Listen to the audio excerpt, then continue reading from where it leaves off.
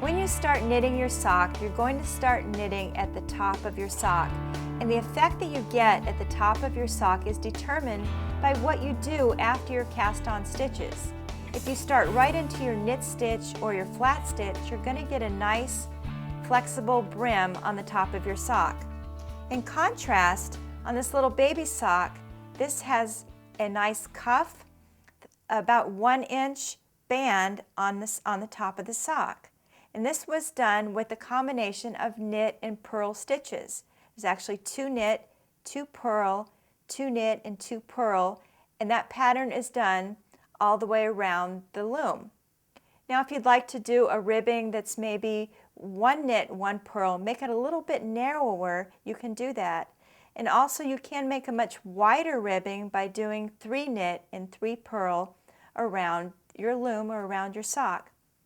And also you can do this band at any width you'd like to make. If you'd like to make it longer than 1 inch, maybe 2 inches. And also this band can be turned down. It makes a nice cuff on the sock. Now I'm going to demonstrate. We're going to work our ribbing in a knit 2, purl 2 combination. But before we get started, what I like to do is take a piece of tape and actually lay that right before my stitches. This is just going to help me a little bit know what stitch combination to do when I get to that peg. So what I'm going to do is actually mark where I'm going to do the purl stitches. So I'm going to knit 2 and then I'm going to purl 2. I'm going to knit 2, I'm going to purl 2, and then I'm going to knit 2. And then when you're making your ribbing, you'll want to lay another piece of tape all around your sides as well to keep you organized with your stitches.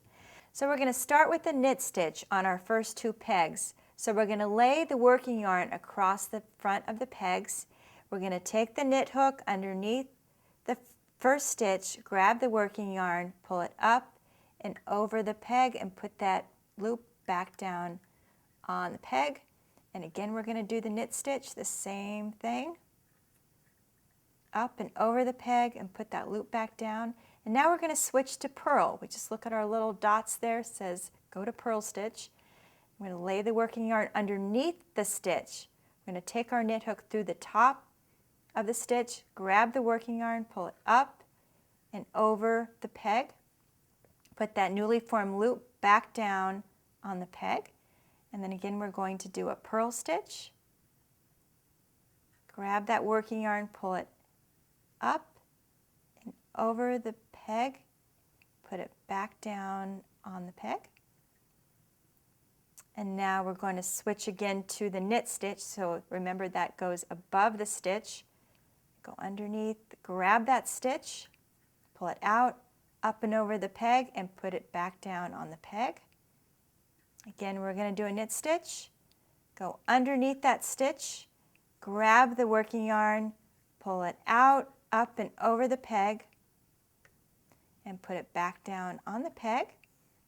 Now we're just going to continue that knit 2, purl 2 process on all of the pegs, and then we're just going to repeat that again around the pegs until we have that band or the ribbing as long as we'd like to make it.